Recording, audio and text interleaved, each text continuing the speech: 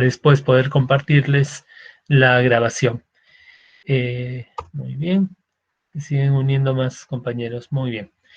Buenos días a todos. Bien, entonces, bueno, yo les había dejado para hoy esta lectura de Pierre Bourdieu sobre, se llama Las formas del capital, ¿no? Y les di una pregunta para que contestaran y sobre eso poder armar la discusión.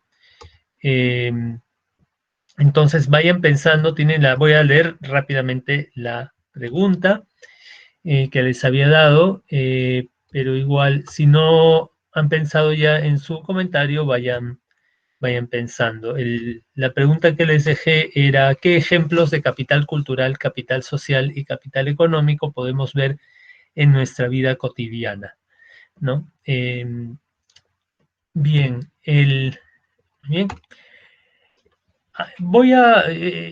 Mientras van pensando en eso, voy a decir algunas cosas, ¿no? En términos un poco generales. O sea, la idea con leer esto era que nos da una visión distinta. am, Voy a enviar también, disculpen, voy a enviar por el WhatsApp. Antes de olvidarme, voy a grabar por ahí también. Bien. La idea de leer esto es que la última unidad del sílabo, como no recuerdo exactamente qué término tiene en el sílabo, pero la idea es básicamente hablar de una visión antropológica sobre problemas sociales contemporáneos, ¿no? Sobre temas de actualidad.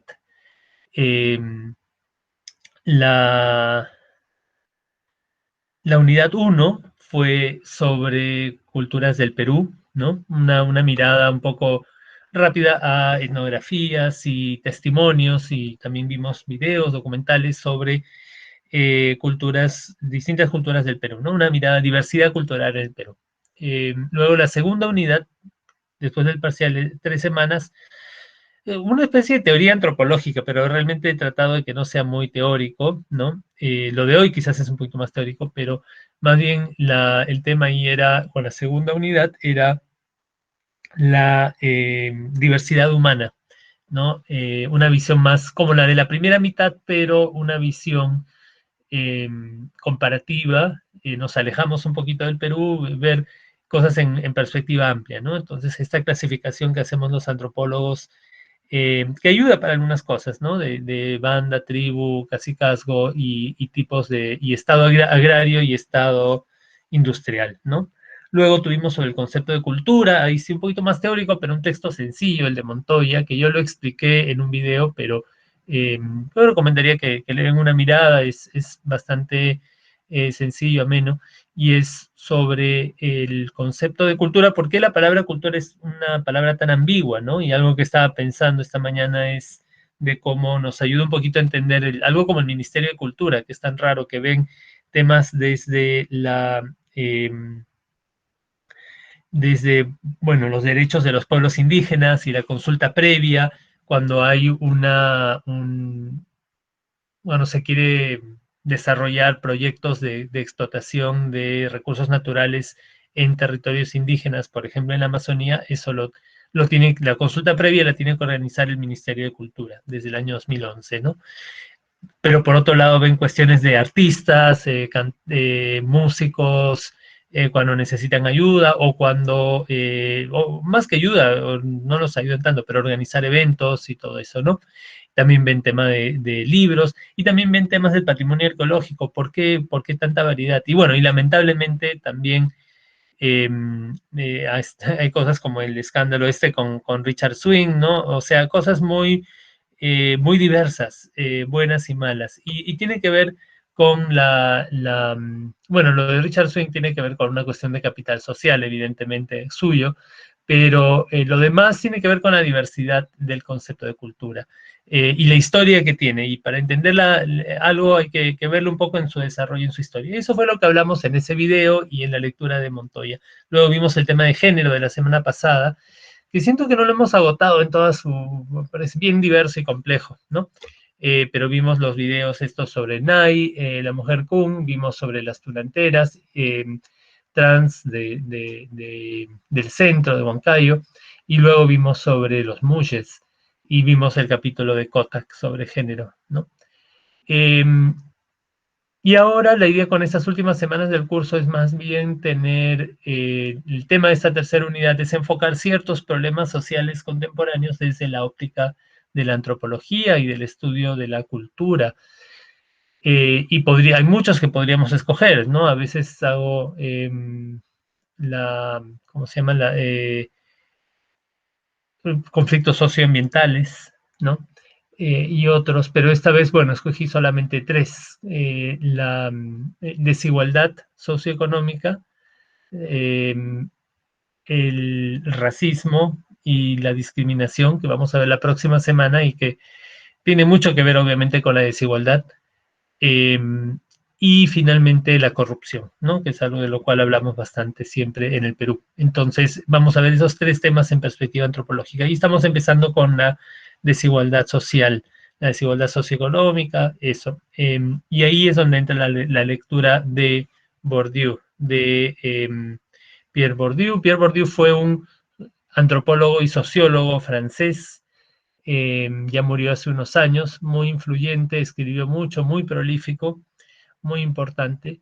Este es uno de sus textos más sencillos, el que hemos leído. Un poquito quizás difícil por partes, pero creo que más o menos está claro, es bastante esquemático, te explica, va por partes, ¿no? Y es un intento de entender cómo cuestiones que usualmente se tiende a pensar que la desigualdad es solamente un tema económico, que es solamente un tema, bueno, ser ricos y pobres es por un tema de dinero, que lo es evidentemente, pero él quiere mostrarnos las formas algo sutiles y complejas como otras cosas, como bueno, estos capitales culturales, ¿no? El capital social, cómo influyen en eso. Entonces, eso es el motivo por el cual habla de todo esto.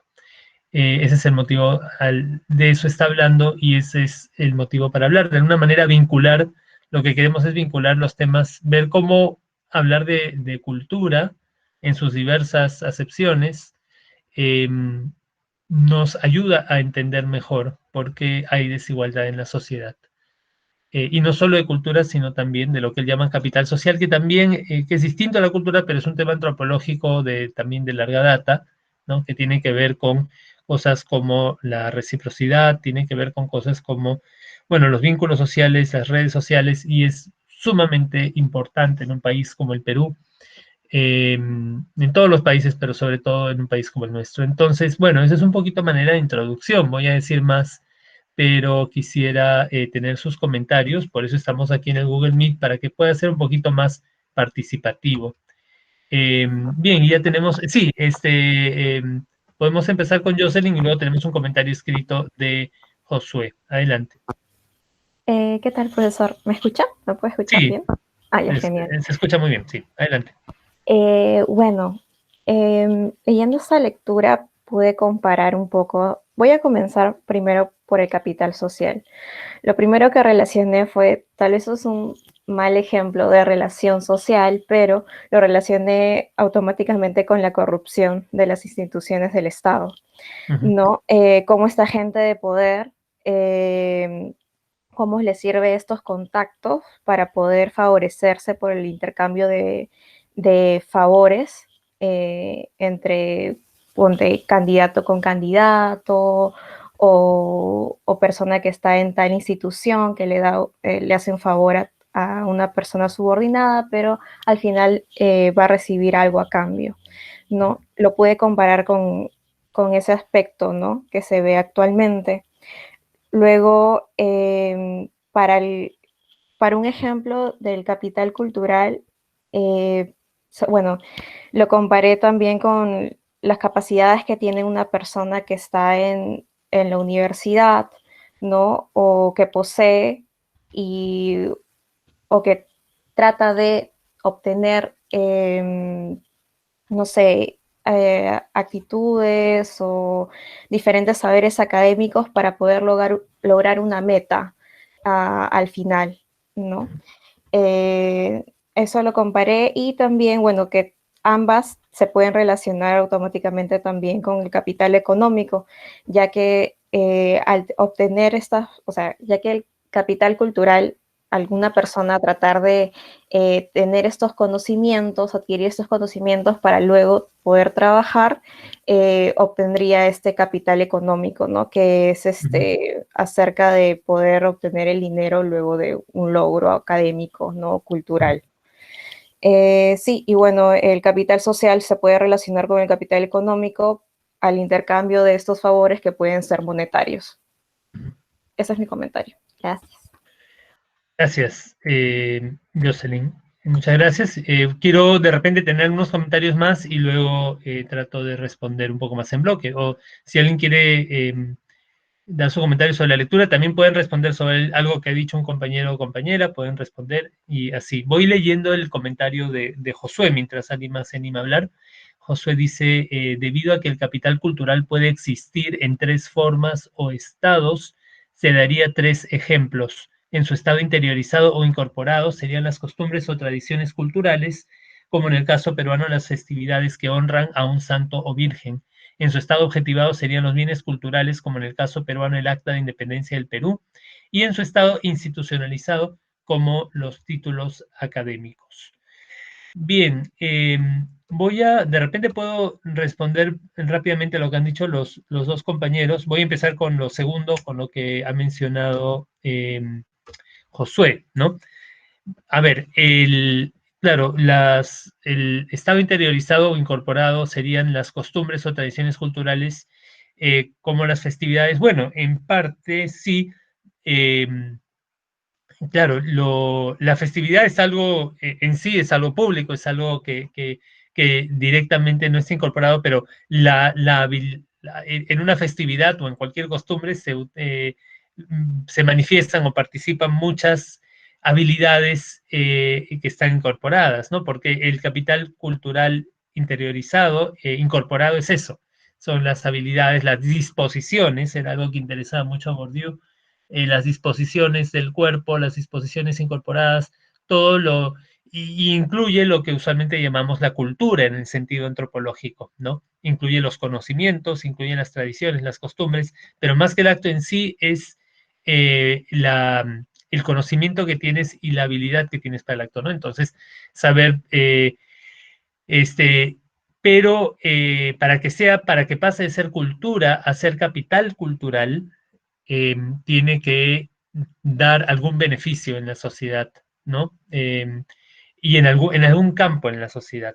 Entonces, y sí, en las fiestas, evidentemente, eh, las fiestas en los pueblos son instancias donde se manifiesta mucho el capital social, sobre todo, eh, pero evidentemente para obtener ese capital social tienes que tener ciertos capitales incorporados que los tienes. Usualmente si has crecido en el lugar, digamos, has absorbido la cultura, vas a tener eso. Si eres alguien que viene de afuera y no sabes cómo participar, entonces puedes tener problemas.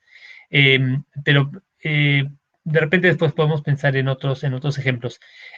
Algo como el Acta de Independencia del Perú, bueno, sería capital cultural objetivado, eh, si es que sirve como un bien cultural, claro, eso está es de propiedad pública, si, digamos, la institución no está en manos de individuos, pero la institución que tenga, supongo que está en el archivo de la nación, eh, si alguna otra institución lo tuviera, sería un gran símbolo de prestigio y podría ser funcionar como un capital, como algo que te ayuda a conseguir otros tipos de beneficios, ¿no?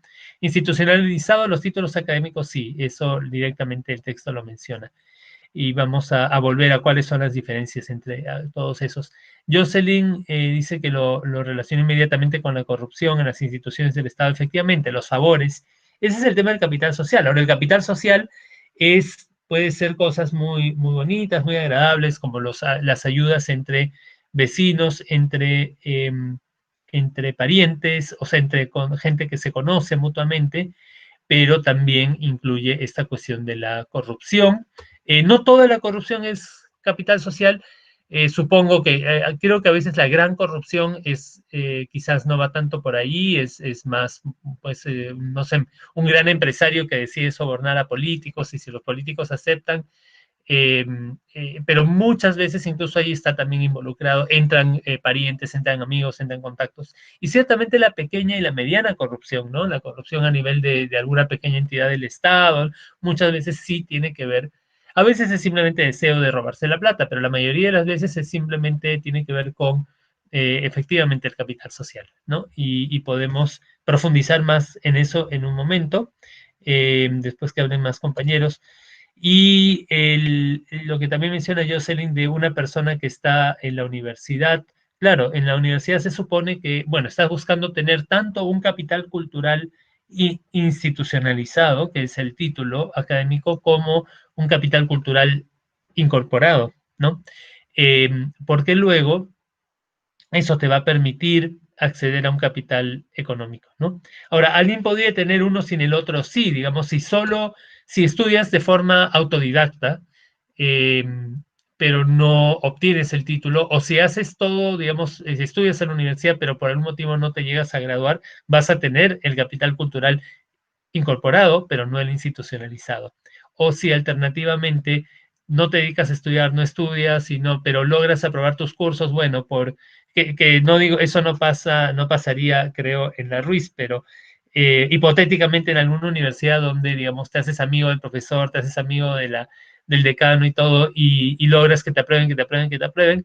Han habido casos, sin duda, en el país y en el mundo, entonces ahí lograrías el título, pero no tendrías el capital cultural incorporado y de repente eso no te traería mayores problemas, ¿no? Eso depende de la sociedad, depende de cómo funcionan las empresas, si realmente les interesa tus conocimientos o solo les interesa que tengas el título. Podemos volver a algunas de esas cosas, profundizar más, pero quiero dar la oportunidad de que hayan más comentarios. Pueden también dar o sea, hacer su comentario y si ya han dado su comentario también pueden dar otra opinión, pueden elaborar un poco más, pueden responder, etcétera. Adelante. No tienen, como pueden ver acá, no hay función para levantar la mano, así que simplemente activen su micrófono y Profesor, pueden hablar. Sí, Jesús, sí, ¿qué tal, profesor? Buenos buenas, días a adelante. todos. Quería hacer un par de menciones con respecto al capital cultural, pero Ujú. quería empezar, usted acaba de mencionar que el texto de este sociólogo, también sé que es un sociólogo, Ajá. es uno de los más simples que tiene, ¿no? Sin embargo, yo he encontrado cierta dificultad quizás con anteriores lecturas que hemos tenido en el curso, y a veces he escuchado críticas a los académicos de que sus textos son muy, o sea, pueden ser muy sofisticados y eso haría, entre otra forma, menos accesible para una mayor cantidad de personas, ¿no? Y entiendo que, por ejemplo, el capital cultural justamente la diferencia que se presenta es también por la accesibilidad que tiene, ¿no? Y Ujú, habla de lo que es el tiempo, también habla de lo que es el dinero dentro de la ujú, lectura, y pienso que también o sea, también tiene que ver con la manera en cómo se transmite, ¿no? Por eso que ujú, dentro de las familias se trabajan algunos códigos, y pienso que ujú, también dentro de los trabajos académicos se puede presentar esto, ¿no? O sea, ujú, mediante la redacción o el lenguaje que utiliza un autor y cómo esto ujú. puede ser tan accesible para diferentes públicos, para diferentes tipos de personas, ya Ajá, sean instruidas o no dentro de la materia, ¿no? ajá, Y quería agregar también un ejemplo un poco más cotidiano que tiene que ver con el capital cultural, que habla acerca de los títulos académicos y cómo varios factores pueden afectar a esto, ¿no? Yo relaciono quizás, cuando uno escoge la carrera que va a estudiar, también piensa en la universidad, donde va a pasar los 5 años de la carrera, ¿no? Y ujú, muchos de nosotros, bueno, me voy a incluir principalmente yo, como caso personal, no sé si a todos les ha pasado, muchos empiezan a excluir universidades solamente por nombre, ¿no? Y ujú, a veces apelamos al prestigio, ¿no? Y pienso que eso también es un tema de capital cultural, o sea, que uno relaciona cuánto prestigio le puede dar una casa de estudios sobre otra, ¿no? ujú, Y ya después vienen otras cosas como la malla curricular, ¿no? Pero pienso que una de estas es, y también habla acerca de ¿cómo se llama? O bueno, lo que yo he podido entender como las carreras y quizás un poco su oferta y demanda, ¿no? hay que contrastar el tiempo invertido dentro de ¿cómo se llama?, de ese desarrollo académico, ¿no? Que compense con el beneficio económico que va a generar más tarde, ¿no? Y por eso yo entendería que quizás algunas carreras son relegadas porque no necesariamente van a traer el beneficio económico posterior una vez finalizados los estudios, ¿no? Yo por lo menos me he cruzado con ese tipo de comentarios cuando les he dicho a muchos familiares que quiero estudiar educación, ¿no? Ajá. Y piensan que es una carrera que no me va a dar mucho beneficio económico y me proponían carreras más conocidas como administración o ingeniería. Y por otro lado también hablaba acerca de que ya cuando muchos, o bueno, lo que yo entiendo, cuando ya muchas personas optan por una misma carrera, esta carrera empezaría a perder un cierto, por así decirlo, cierto beneficio que tenía anteriormente, ¿no? ¿Y por qué quería mencionar eso? Porque en los últimos años he visto que hay una carrera que se ha ido, no sé si se ha creado o se ha potenciado, que es la carrera de Ingeniería de Seguridad, ¿no? Y pienso que se van creando nuevas carreras justamente por eso, ¿no? Para darle ya quizás es un nivel de beneficio que anteriormente tenía una carrera, ¿no? Pero que ya la ha ido perdiendo por la popularidad que ha ido ganando, entonces hay que dar otro título académico para que ese beneficio que anteriormente tenía esa carrera se traslade hacia otro campo, ¿no? Y yo Ajá. sé que, por ejemplo, esos temas lo trabajaban otras ingenierías como ingeniería ambiental, ingeniería industrial, y ahora ya se están viendo especializadas por otro título académico, ¿no? Entonces, veo esos casos dentro de lo que es capital cultural, a lo que podríamos estar viviendo el día de hoy, ¿no? Ajá. Muy bien, gracias por tu comentario, muy bueno, y hay varias cosas hay que comentar, ¿no? Si alguien más quiere también comentar sobre lo que dice un compañero, como en este caso Jesús, puede también hacerlo. Muy brevemente, ¿no? Sobre lo que has mencionado, y luego voy a dar la oportunidad a otros compañeros. Sí, el lenguaje académico del autor, eso es cierto, ¿no? Eso es cierto y es muy cierto y no tiene mucha solución, porque la cosa es, que, claro, yo dije que es el más sencillo de Bourdieu, precisamente Bourdieu es conocido por tener textos que son bastante difíciles de leer. Y este lo escojo en parte porque es el más, para mí parecer, es el más sencillo suyo. Ahora, con Bourdieu se da algo curioso, porque justamente en parte en el contexto de los intelectuales franceses, él no venía de un hogar particularmente privilegiado, él no era de París, él era de provincia y era hijo de un cartero, ¿no? No era hijo de un profesional o de un académico, ¿no? Entonces, tengo entendido que en parte por eso, claro, él más bien, no sé si tanto quería escribir en difícil para excluir a otros, sino que él sentía que no tenía la habilidad de escribir muy bien o que, y no le, pero bueno, es bien complicado, o sea, bien, y tampoco tengo toda la información biográfica sobre esos puntos útiles, pero recuerdo que eso una vez nos comentaban, ¿no? Entonces, él como que quería decirle a sus colegas académicos que eran, en muchos casos, venían de hogares más privilegiados que él, querían decirle, miren, ¿saben qué?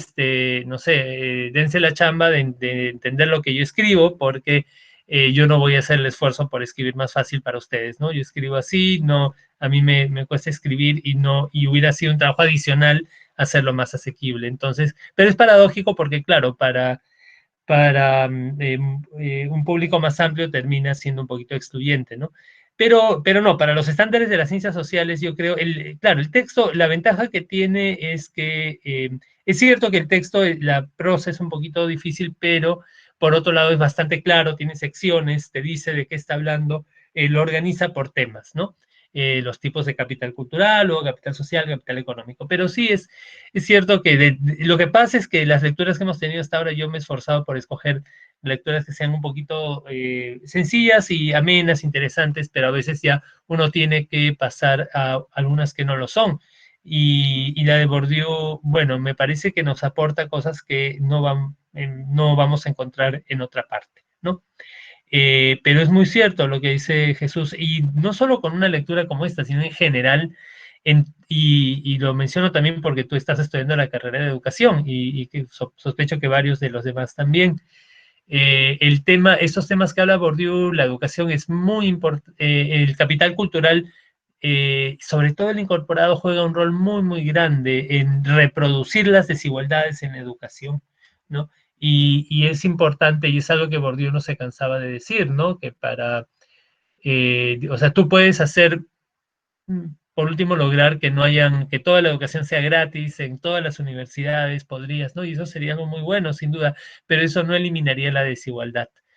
Ayudaría en algo, pero no eliminaría la desigualdad, porque como dice Jesús, hay habilidades, hay conocimientos que se traen desde casa, tiempo invertido que uno ha tenido, de repente que otros no han podido tener, eh, que determina qué tal uno se va a desempeñar en los estudios, ¿no? Y entonces en la educación es muy, muy fuerte todo esto. Quiero decir más al respecto, porque es un tema importante, pero quiero dar la oportunidad también de que otros puedan participar. Entonces, nuevamente abro los micrófonos si alguien quiere participar. Profesor, Sí, buenas tardes. Quisiera Marcela, bueno, buenos expresar una días. opinión. Ajá, Buenos días, disculpe. sí. A ver, cuando estábamos hablando de ejemplos, ejemplos concretos que usted propuso en la pregunta de la clase, yo asocié como mi compañera Jocelyn a las universidades. Bueno, si hablamos de un ejemplo de capital cultural, hablamos de universidades privadas, ¿no? Que certifican la educación por una parte, que vendría a ser este lado de que lo propone la lectura en un concepto que no recuerdo, no recuerdo ahora, pero también permite, como usted dice, tener este conocimiento, no, esta cultura, este capital cultural, no recuerdo cómo se llama, no lo recuerdo, no, capital cultural incorporado, ¿no? Ujú. Cuando hablamos, por ejemplo, ejemplos de capital social, tenemos organizaciones no gubernamentales y partidos políticos. ¿Y por qué hablo de partidos políticos? Hablo de partidos políticos porque muchas veces, antes de que se formen esas organizaciones de personas, primero se tiene que formar a través de lo social. Entonces yo pude asociarlo con eso. Y cuando hablamos, un ejemplo de capital económico, hablamos de bancos privados, cadenas de supermercados y también toda clase de negocio, ¿no? Y todos esos ejemplos lo puede sacar de la propiedad privada, ¿no? No lo asocié tanto al Estado, sino siempre lo traté de ver o siempre lo entendí a partir de la propiedad privada. Y por eso doy estos ejemplos que están un poco asociados, no asociados al Estado. Eso sería todo. Gracias. Muchas gracias. Sí, he notado tu comentario y voy a responderlo, pero primero quiero escuchar de más compañeros que querían hablar. Creo que Paulo quería hablar. Adelante. Buen día, profesor. Aún no quería hacer mi comentario, tenía una pregunta. Mi comentario Ajá, está tardando un poco porque la lectura era un poco difícil de procesar. ajá, ok. Este, a raíz del comentario que hizo Jesús, me surgió una pregunta. Él habló de cuando uno piensa en la carrera que va a estudiar, también piensa en la universidad, no en el prestigio. Y yo tenía una pregunta. ¿El prestigio es un capital cultural incorporado o es un capital objetivado? Creo que es el otro, ¿no? Porque, o sea, eh, en el comentario que hicieron acá al costado, usted dijo que le le respondió al compañero que las festividades culturales no eran tanto interiorizadas, sino más bien como que un capital social, pero de alguna u otra forma para realizarlos tenías que tener un capital cultural interiorizado de si es que has crecido en el lugar donde se dan este tipo de festividades o cosas así. Entonces yo quería hablar mi pregunta era si el prestigio era un capital cultural incorporado u objetivo o social. ¿Qué tipo de capital vendría a ser el prestigio? Porque el prestigio lo lleva uno o te lo dan las personas, ¿no? Era mi pregunta. Bien, gracias. Voy a volver a eso. Voy a responder esa pregunta, pero quiero dar oportunidad si alguien más quiere hablar.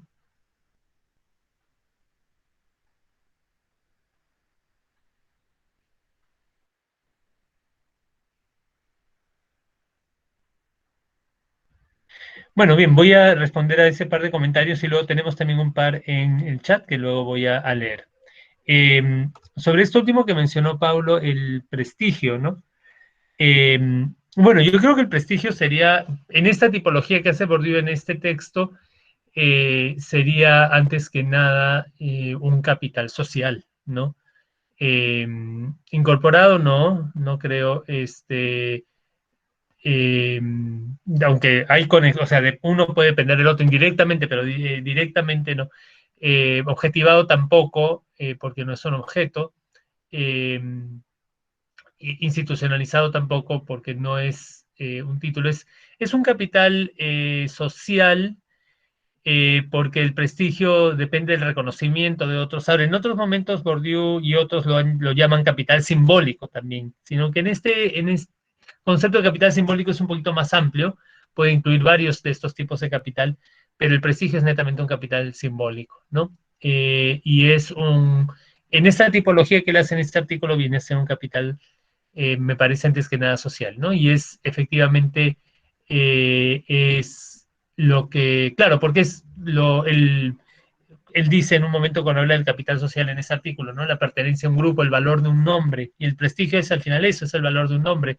Y eso no solamente te beneficia a ti, si es que tú te has ganado un cierto prestigio, sino de repente también a tus allegados, a tus familiares, gente que comparte tu apellido, si es que te haces famoso por algo positivo, entonces más está vinculado con el capital social. Y nuevamente el ejemplo de las fiestas, o sea, que sí quiero que entendamos la diferencia entre cultura en general y capital cultural. eh, la cultura, hemos hablado del concepto de cultura, es un concepto amplio, es además para la antropología un concepto puramente cualitativo, no cuantitativo, nadie tiene más cultura que otro, ¿no? En el concepto cotidiano de cultura, el concepto que es más común fuera de la antropología, sí es algo acumulable, cuantitativo, ¿no? Eh, pero para el concepto antropológico de cultura no, un mendigo tiene tanta cultura como Mario Vargas Llosa, ¿no? Para la antropología. Simplemente tiene otro tipo de cultura, una cultura diferente. Pero ya cuando pasamos del concepto de cultura a secas al concepto de capital cultural, ya estamos pasando de lo cualitativo a lo cuantitativo. Es efectivamente algo que se puede acumular, ¿no? Y algo que algunos van a tener más que otros, ¿no?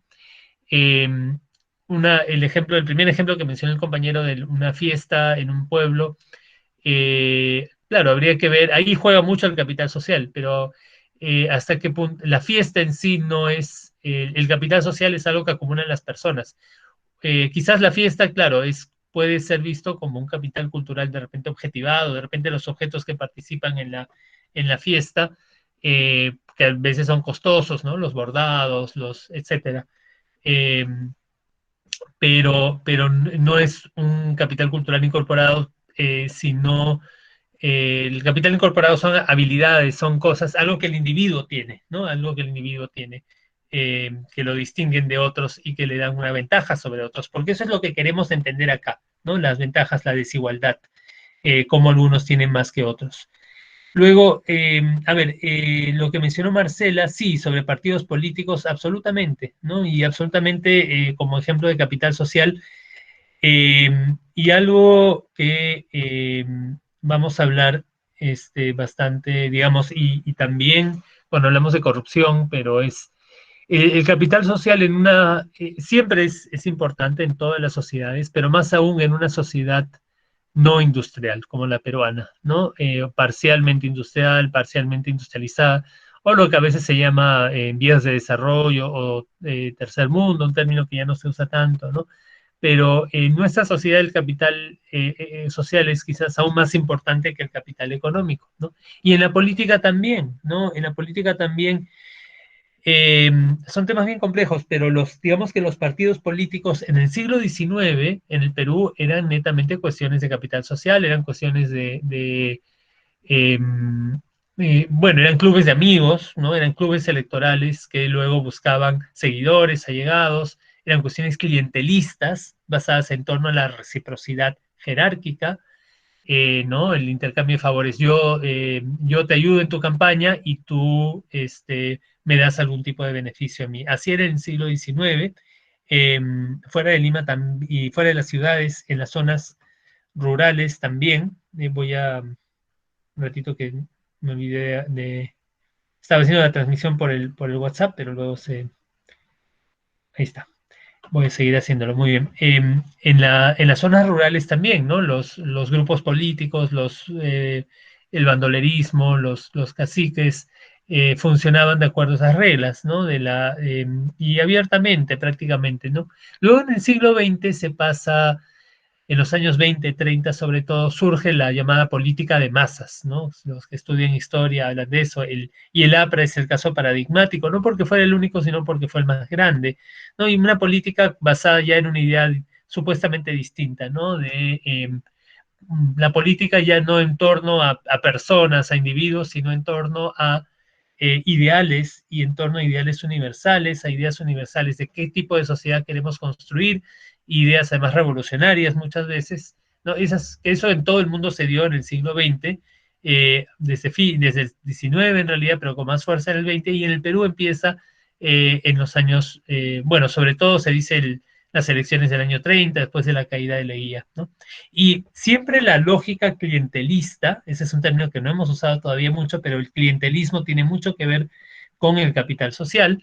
La lógica clientelista siempre está como que entrando, siempre estaba presente, no desaparecía, estaba presente en el APRA también, pero un poco que es el otro elemento de ideología y de política de masas era fuerte. Pero luego, como todos sabemos, el sistema de partidos en el Perú colapsa a fines de los 80s y principios de los 90s por motivos que son harto conocidos. Eh, y hoy en día lo que tenemos es una especie de vuelta al siglo XIX, ¿no? Obviamente, ninguna vuelta en la historia es una vuelta total, siempre, nunca es igual lo que antes, pero en muchos sentidos sí lo es, ¿no? Los partidos políticos que tenemos en los últimos años son, en su mayoría, son nuevamente clubes electorales, y se reproduce esta lógica que nunca había desaparecido, pero quizás de forma más, al perderse las ideologías, desaparecen, y quizás se merecían desaparecer, no sé, pero eh, al desaparecer esos ideales universalistas, y, ¿no? Entonces lo que queda es el clientelismo, que es capital social, ¿no? Yo participo en la campaña porque quiero un trabajo, ese vínculo entre elecciones y trabajo, que es un vínculo, parecen dos cosas que no tienen nada que ver, y en una clase de educación cívica uno no aprende eso, no es pero es lo que efectivamente se da. Si ustedes alguna vez han participado en algún tipo de organización política o han sido personeros en las elecciones, probablemente se han topado con eso. Y es la realidad, ¿no?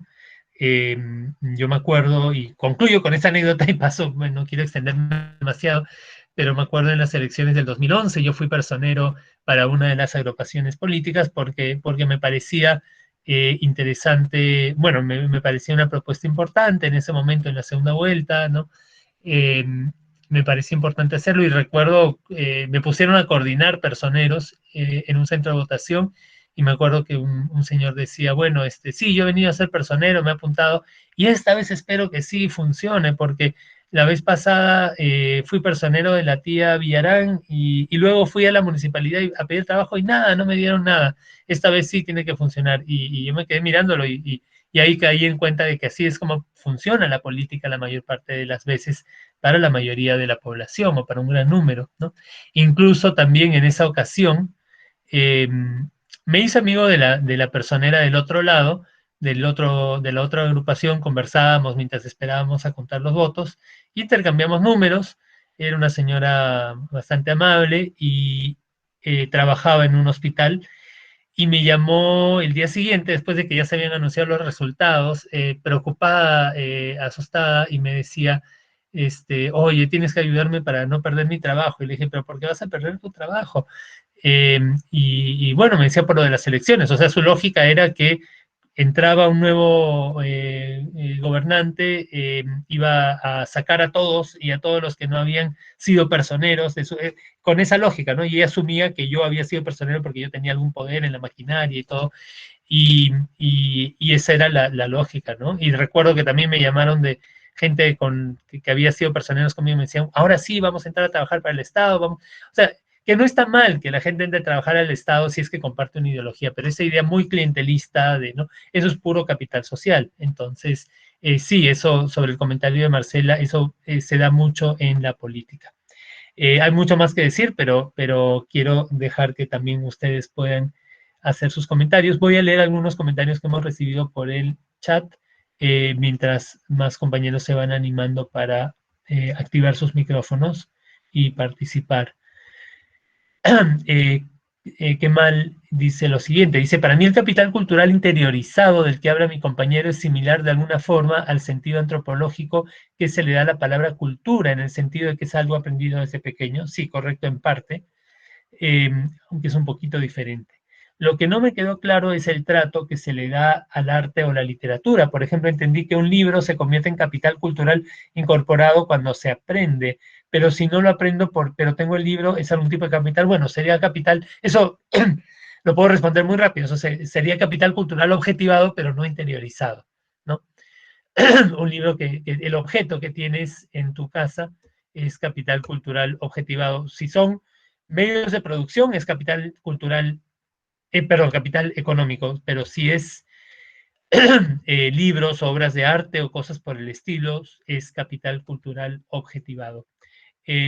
Luego, Piero dice lo siguiente, un ejemplo de capital económico puede ser una máquina destinada a la producción de un bien específico. Efectivamente, ¿no? Esa es la definición clásica de capital, que viene de la economía política. Luego Bourdieu lo que hace es extenderlo a manera de metáfora a otros ámbitos, para hablar de capital cultural, de capital social. Él fue, hasta donde yo sé, el primero en hacer eso. Entonces, bueno, Piero dice, por lo tanto, una máquina puede ser transada fácilmente en el mercado, sí.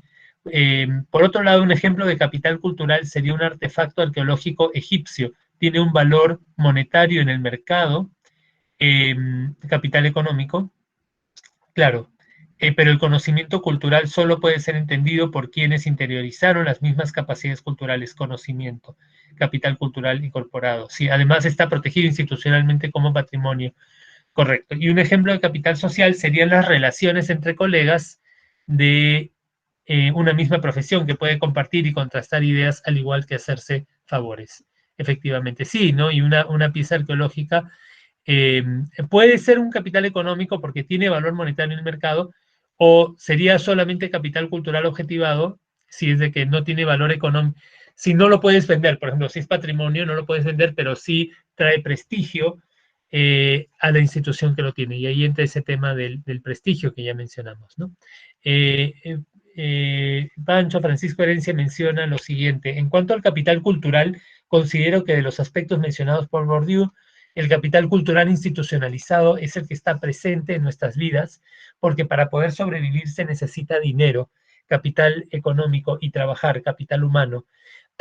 Y esto se logra mediante un título académico. Sin embargo, en la mayoría de las veces, tener un capital económico vinculado a un estatus social, clase social, favorece la obtención de este título considerando estudios en universidades. Claro, o sea, el capital económico te puede... Todo el texto de Bourdieu trata de cómo un capital se transforma en otro, cómo puedes usar un capital para adquirir otro, aunque no siempre es tan fácil, a veces demora, requiere tiempo o requiere mucho esfuerzo, o a veces hay un riesgo también involucrado. De prestigio, donde la inclusión laboral está casi asegurada, donde se observa un capital social como una red de relaciones exclusivas para ciertos estudiantes. Me imagino que te refieres, claro, a situaciones donde el capital social se manifiesta como estas redes de relaciones, donde ciertos grupos tienen puestos de trabajo asegurados, las famosas argollas u otros casos, ¿no? Todo eso en Perú tenemos todo tipo de términos para distintas manifestaciones o distintos tipos de capital social, ¿no? La argolla, la vara, y otros, ¿no? Son tan presentes en nuestra sociedad que tenemos jergas específicos para ellos. Bien, ¿alguien más que se anime a participar con vos? Sí, Pablo. Ahora sí voy a hacer mi comentario, pero también previo Okay. tengo una preguntita rápida. Sí. ¿El capital social tiene que ver exclusivamente con favores o ayudas, por así decirlo? No únicamente con favores o ayudas, esa es una parte muy importante, pero el capital social es en general, Bourdieu lo define como los beneficios por la membresía en un grupo, por ser parte de un grupo, por ser parte de una red de relaciones. Entonces el prestigio también, o sea, claro, pero serían los favores, pero no siempre se va a conceptualizar como favores. Los favores son los beneficios, el hecho de que puedas acceder a un trabajo porque, digamos, la gente de tu colegio está bien posicionada en un ministerio y te favorece para eso, ¿no? Entonces sí tiene que ver mucho con los favores, pero no siempre tendría que ser favores, es todo el beneficio que recibes por pertenecer a un grupo, a una red, por tener ciertos contactos, ciertas relaciones sociales. Ok, bueno, entonces aquí va mi comentario. De Ajá. acuerdo a la pregunta que hizo de relacionar estos tipos de culturales con cosas que vemos día a día. Disculpe, profe, que está que pasa una persona que vende frutas, se va a escuchar en el fondo, pero bueno. No hay Eh, problema. yo pude relacionar los tres tipos de capitales, me pareció curioso cómo los pude encontrar en una sola persona. Por ejemplo, en un profesor, sea usted o cualquier otro, tienen capital cultural incorporado de acuerdo a sus conocimientos. Por ejemplo, usted tiene un conocimiento de antropología, ¿no? Que ya lo ha Ajá. aprendido, ¿no? Eso es un capital cultural incorporado y de alguna otra manera lo institucionaliza mediante un título y eso. Pero además usted también estoy hablando de usted, o sea, un profesor Ujú. es una máquina para producir un capital económico, ¿no? Ujú. Mediante su trabajo, sus clases, este, ahí pasa a ser también el profesor un capital económico y a su vez en la parte de capital social los profesores nos dan una transmisión de conocimiento, ¿no? Por eso, por esta parte iba mi pregunta si es que solamente tiene que ver con el tema de favores, porque en esa transmisión de conocimiento se puede encontrar un capital social entre el profesor y los alumnos, ¿no? Ujú. Entonces, Claro. bueno, en Sí. ese, yo relacioné una sola persona con con los tres tipos de capitales, cómo se puede encontrar en una sola persona. Ujú. Gracias. A ver, estoy anotando el comentario.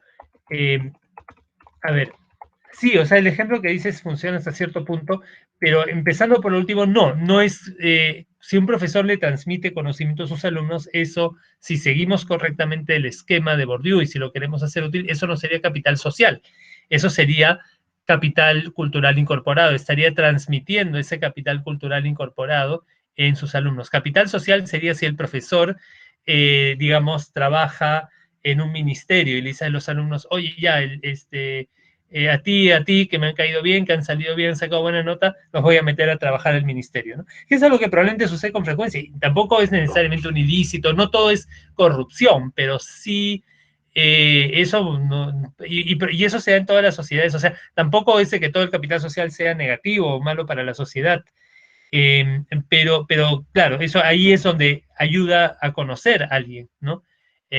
Eso se da en todas las sociedades, un poco, se da más en una sociedad como la peruana, pero no es que está totalmente ausente en otros tipos de sociedades.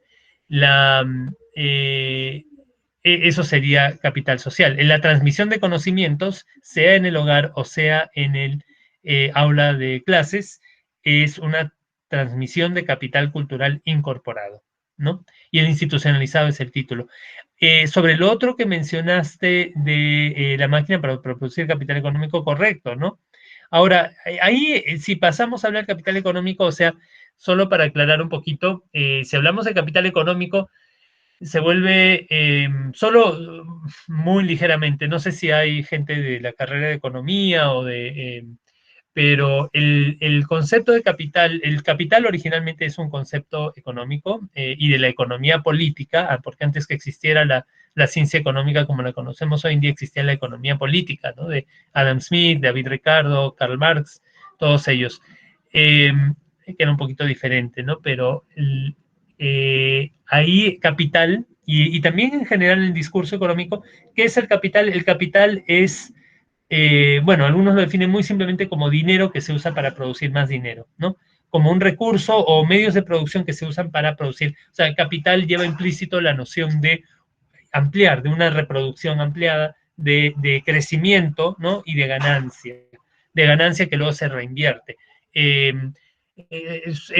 Solo quiero que no se pierda de vista eso en el sentido estricto de capital económico es eso, ¿no? Y eso, claro, eso se puede dar en una universidad si la universidad es con fines de lucro.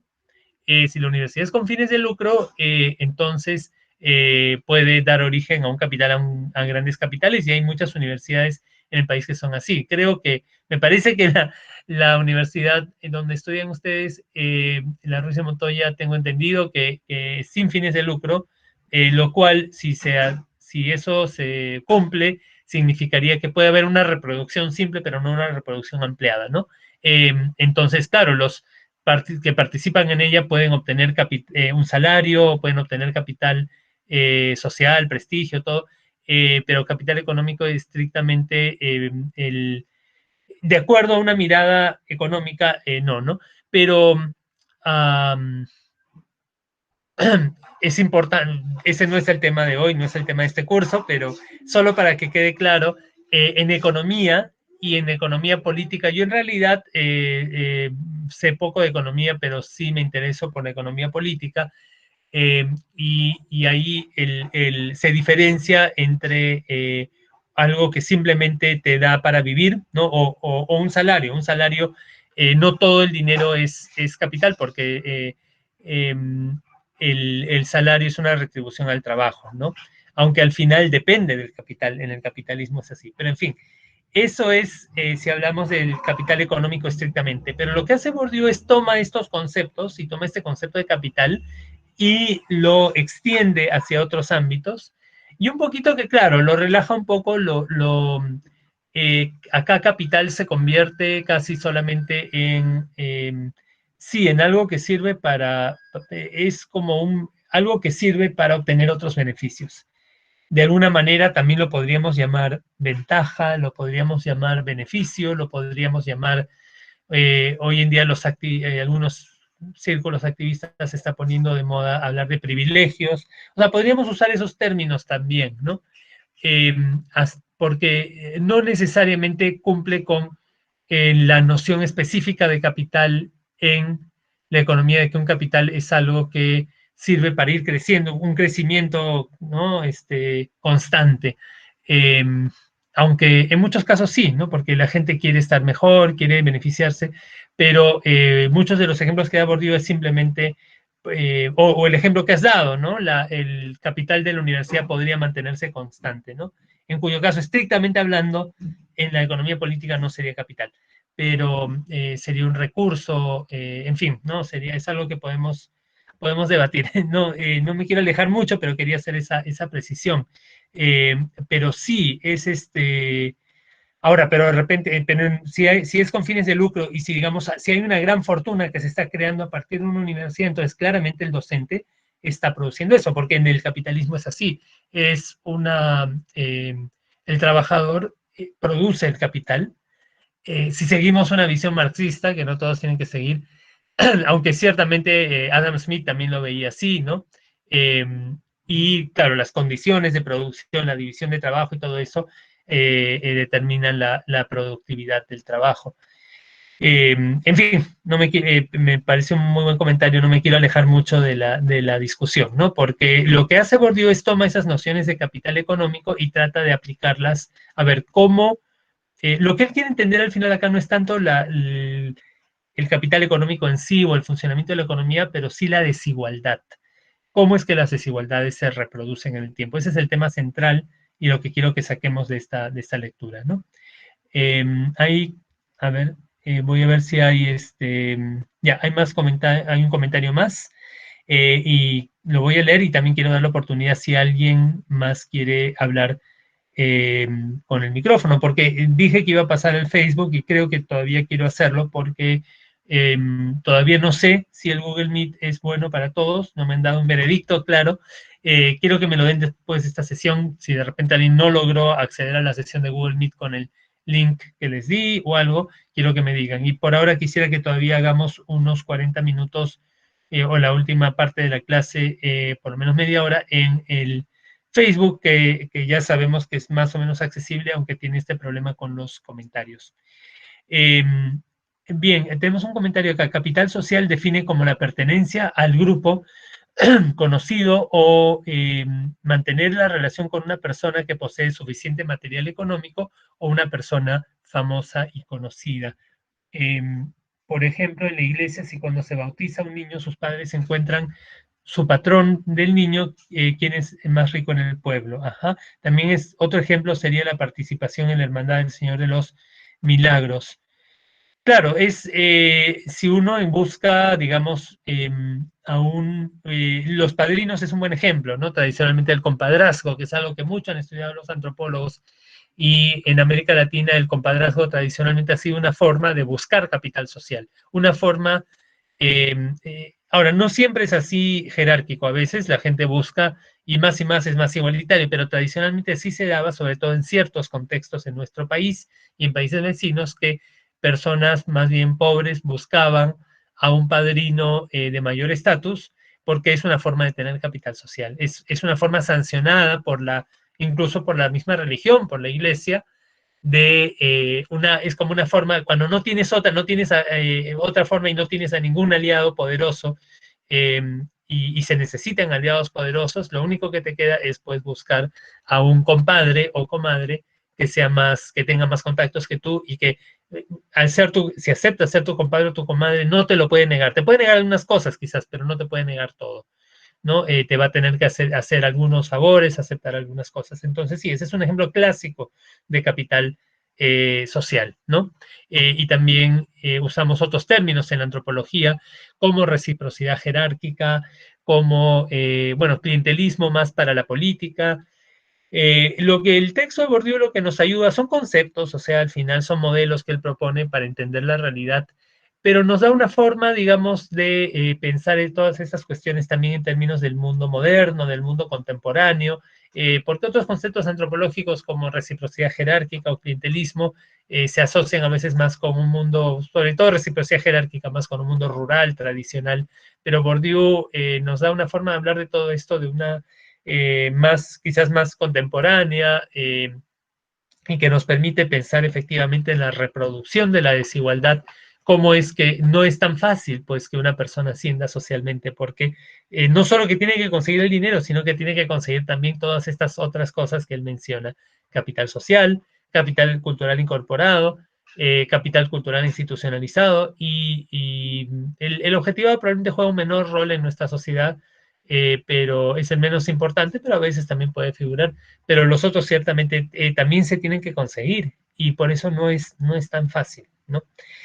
Quiero dar una última oportunidad si alguien más quiere comentar por el micrófono antes que pasemos al Facebook.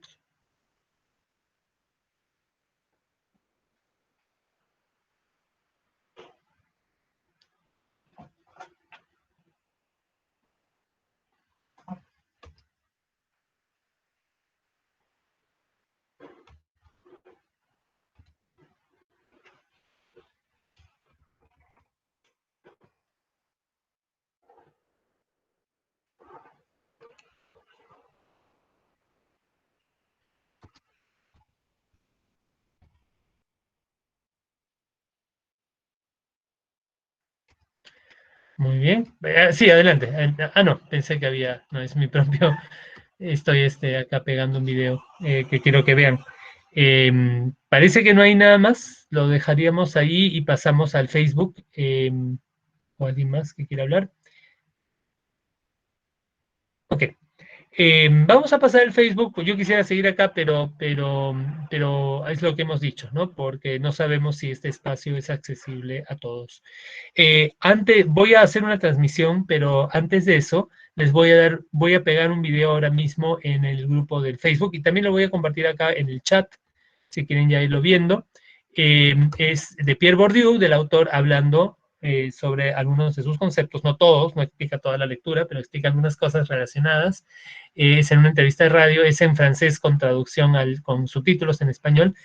Si pueden irlo viendo, acá, ahí se los acabo de pegar. Si pueden irlo viendo y